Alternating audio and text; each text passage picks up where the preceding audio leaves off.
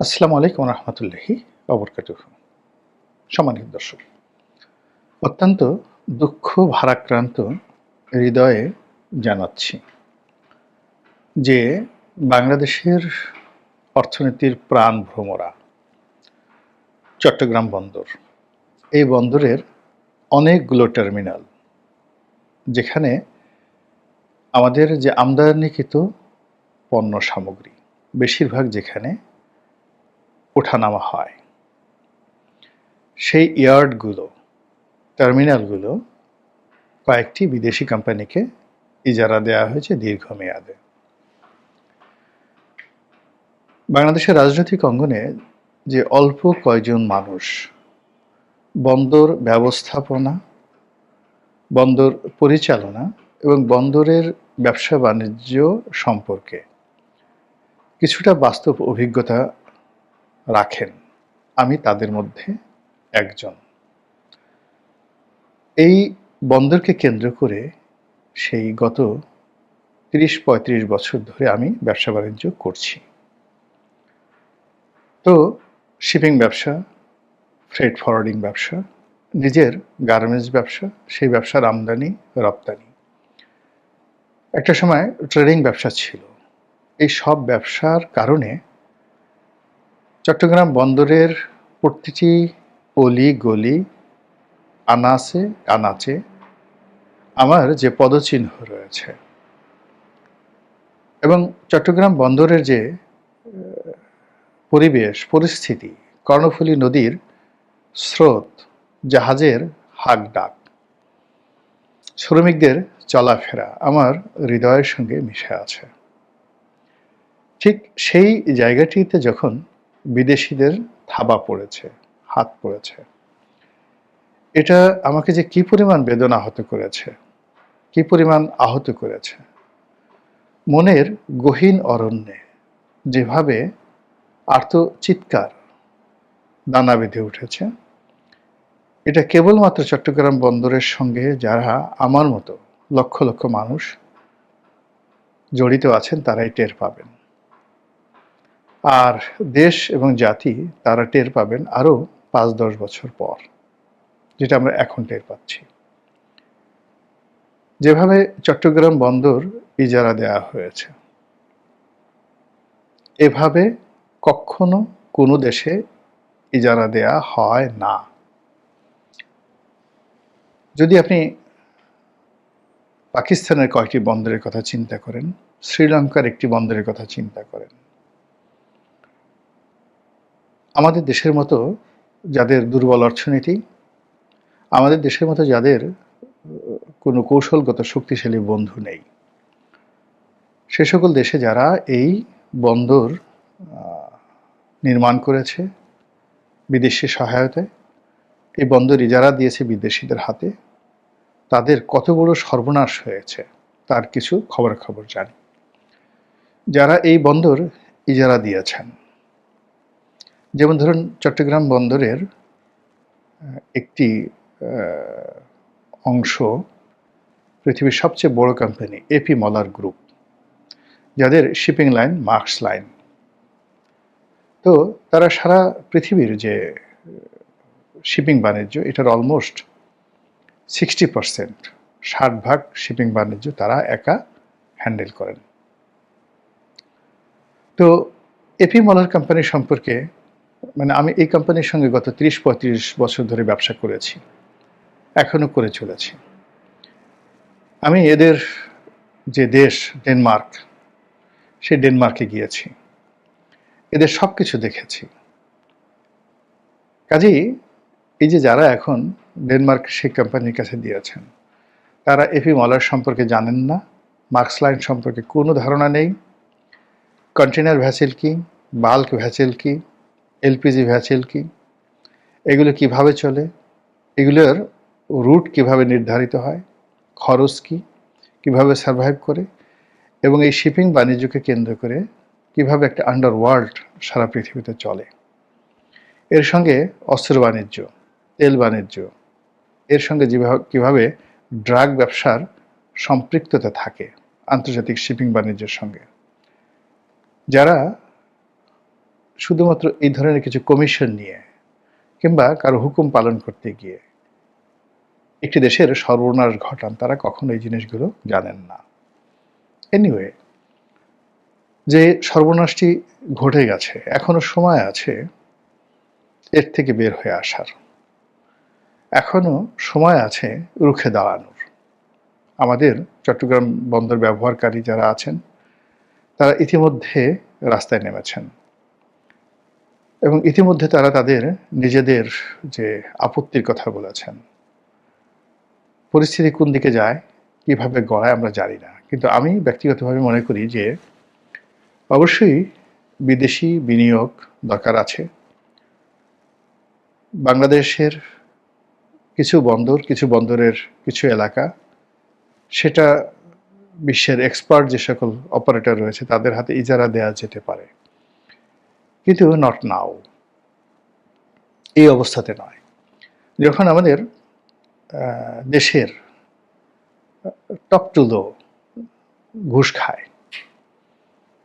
যখন আমাদের দেশের বড় বড় কর্তা ব্যক্তিরা যারা নিজেদের ব্যবসার জন্য অন্যের জীবন হরণ করতে পারেন, আমাদের দেশের বড় বড় মানুষরা গুলিস্তানের হকারের কাছ থেকে টাকা নিয়ে পৃথিবীর নামকরা 5 স্টার হোটেলগুলোতে জুয়া খেলেন, মদ খান, ক্যাসিনোতে সময় কাটান, বিশ্বের যাকে বলা হয় সবচেয়ে এক্সপেন্সিভ যে সকল কল গার্ড রয়েছেন, বেশ্যা রয়েছেন, তাদের সঙ্গে সময় কাটান এই গুলিস্তানের হকারদের কাছ থেকে যে চাঁদা তোলা হয় সেই চাঁদার টাকায়।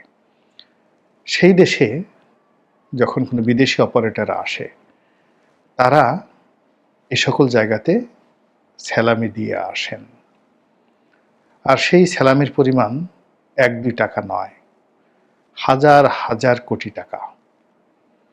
আর সে সকল স্যালামি যে কিভাবে দেয়, আমি যেহেতু 5টি বছর সংসদ সদস্য ছিলাম, বাংলাদেশের মধ্যে সবচেয়ে বড় মন্ত্রণালয়গুলো যোগাযোগ মন্ত্রণালয়, সেই যোগাযোগ মন্ত্রণালয়ের সংসদীয় কমিটিতে ছিলাম, অ্যাকাউন্ট দেখেছি, রেল, বিআরটিএ, বিআরটিসি, সেতু বিভাগ, যোগাযোগ মন্ত্রণালয়, আরবান ট্রান্সপোর্ট অথরিটি, মানে বাংলাদেশের এই মুহূর্তে যদি ধরেন বৃহত্তর যোগাযোগ মন্ত্রণালয় যেটা আমার সময়টাতে একত্রে ছিল, সেই মন্ত্রণালয়ের বাজেট, ইয়ারলি বাজেট অলমোস্ট 80,000 কোটি টাকা।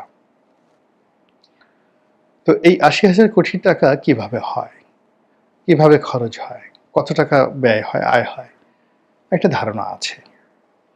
এখানে বিশ্বব্যাংক কিভাবে লোন দেয়, কিভাবে লোন নেয়, আইএমএফ কিভাবে টাকা দেয়, কিভাবে টাকা দেয় না, কেন টাকা দেয় না, জাইকা, চীন, আইডিবি, এডিবি থেকে শুরু করে বিশ্বে যে সকল প্রাইভেট এন্টারপ্রাইজ রয়েছে, তারা এই বাংলাদেশ সরকারকে যে লোন দেয়, অথবা বাংলাদেশের যে রিজার্ভগুলো রয়েছে সেই রিজার্ভগুলো নেওয়ার জন্য বিশ্বের বিভিন্ন দেশ, বিভিন্ন সংস্থা যেভাবে আমাদের কর্মকর্তাদের পেছনে, রাজনীতিবিদদের পেছনে ঘুরে, তার কিছু নমুনা দেখে এসেছি। এ সকল জায়গা থেকে বাঁচার জন্য যে সততা দরকার, ন্যায়পরায়ণতা দরকার, উইল ফোর্স দরকার, দেশপ্রেম দরকার, শিক্ষা দরকার, নীতি এবং নৈতিকতা দরকার, এটি আর যাই হোক না কেন আমাদের রাজনীতিবিদদের মধ্যে আমি এটা দেখিনি। কাজেই এরকম একটি ভঙ্গুর রাজনৈতিক অবস্থা, সেই রাজনৈতিক অবস্থার মধ্যে বিদেশি বন্দর, বিদেশিদের হাতে বন্দরে যারা দেওয়া, বিদেশ থেকে ফাইটার প্লেন কেনা, অপ্রয়োজনীয় 10,000, 15,000, 20,000 কোটি টাকা, 30,000 কোটি টাকা দিয়ে জঙ্গি বিমান কেনা, অপ্রয়োজনীয়ভাবে যে কটি এখন এয়ারক্রাফট রয়েছে সেগুলো আমরা চালাতে পারছি না, তারপরে আবার আমাদেরকে 20 থেকে 25টি এয়ারক্রাফট কিনতে হবে আমেরিকা থেকে আমাদের এই জনগণের টাকায় লোন করে। এই জিনিসগুলো ভাবলে বিষণ্ণতায় মন ভরে যায়। মানুষ এত খারাপ হয় কি করে? এই যে একটা ভূমিকম্প হলো, যেভাবে ভূমিকম্প হলো আমরা সবাই মরে যেতে পারতাম, এবং আরও 20 থেকে 25 বার এই দেশ ভূমিকম্পের কবলে পড়বে খুব সাম্প্রতিক সময়, এরকম সতর্কবার্তা জারি করা হচ্ছে।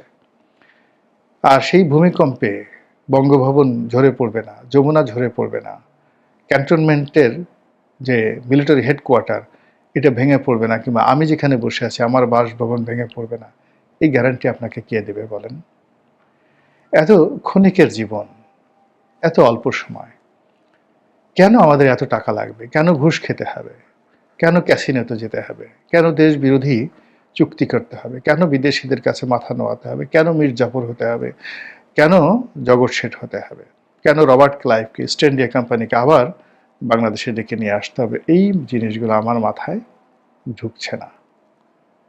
আমাদের দেশে মীর জাফর মারা গেছে, সে কেন মীর জাফর হয়েছিল? তার কি লাভ হয়েছে? আমি এখন পর্যন্ত বুঝতে পারি না। কেন লোভের পিছনে ঘুরতে হবে? কেন ক্ষমতার পিছনে ঘুরতে হবে? কেন মন্ত্রী, এমপি, প্রধানমন্ত্রী হতেই হবে? কেন মানুষ হওয়া যায় না? শুধুমাত্র একজন সাধারণ মানুষ হিসেবে বেঁচে থেকে মহান আল্লাহ রাব্বুল আলামিন আপনার প্রতি যে নিয়ামত দিয়েছেন, সেই নিয়ামতের শুকরগুজার করে আল্লাহর যে সাধারণ যে হুকুমগুলো রয়েছে, নামাজ পড়ো, সত্য কথা বলো, ন্যায়ের পথে চলো, স্বাভাবিক জীবনযাপন করো, এই জিনিসগুলো করলে অসুবিধাটা কি বলেন তো? কেন আমাকে মিথ্যা কথা বলে, জনগণের হক নষ্ট করে, দেশের হক নষ্ট করে, আল্লাহর হক নষ্ট করে এই জমিনে কেন বিপর্যয় তৈরি করতে হবে? ফিতনাকে কেন তৈরি করতে হবে? ফ্যাসাদ কেন তৈরি করতে হবে? আর সেই কাজগুলো এই সময়টাতে যেভাবে হচ্ছে, বিশ্বাস করেন যদি আপনার বিবেক থাকে, বোধ থাকে, আপনি ঘুমাতে পারবেন না। আমি খুব ক্ষুদ্র মানুষ, কন্টেন্ট তৈরি করি, জীবনে অনেক কিছু করার চেষ্টা করেছি, অনেক কিছু হয়তো আল্লাহ করার সুযোগ দিয়েছেন। এখন যে কাজগুলো করছি সেই কাজগুলো আন্তরিকতা নিয়ে করার চেষ্টা করছি। আপনাদেরকে সচেতন করার জন্য যে কথাগুলো বলছি, আল্লাহ আমাকে তৌফিক দান করুন যেন আরও সুন্দর করে আপনাদেরকে বুঝিয়ে বলতে পারি। আর কিয়ামতের দিন আমার জবানের যে হক রয়েছে আমি যেন সেটা আদায় করতে পারি, এবং এই কাজের জন্য যেন আল্লাহর দরবারে আমাকে নতজানু হতে না হয়, ছোট হতে না হয়। আমি যেন বলতে পারি যে, হে আল্লাহ, তুমি আমাকে যে দায়িত্ব দিয়েছিলে, বলার ক্ষমতা দিয়েছিলে, জ্ঞান দিয়েছিলে, গরিমা দিয়েছিলে, এগুলো দিয়ে আমি বলেছি বাংলাদেশের চট্টগ্রাম বন্দর যখন ডিপি ওয়ার্ল্ডকে দেওয়া হচ্ছিল আমি প্রতিবাদ করেছি। যখন এপি মলার গ্রুপকে চট্টগ্রামের একটি বন্দর দেওয়ার কথা হচ্ছিল তখন আমি প্রতিবাদ করেছি। কিন্তু আফসোস, তোমার জনগণ সাড়া দেয়নি। তুমি যাদেরকে শাসক নির্বাচিত করেছিলে সেই শাসকরা সতর্ক হয়নি। তারা তাদের নিজেদের স্বার্থ, ব্যক্তি স্বার্থ কিংবা ক্ষমতা আঁকড়ে ধরার জন্য তাদের যে লোভ, লিপ্সা এবং লালসা, সেই লালসার খপ্পরে পড়ে তারা তোমাকে ভুলে গিয়েছিল, তোমার হুকুমকে ভুলে গিয়েছিল। আল্লাহ, তুমি আমাকে মাফ করে দাও। আসসালামু আলাইকুম রহমতুল্লাহি ওয়া বারাকাতুহু।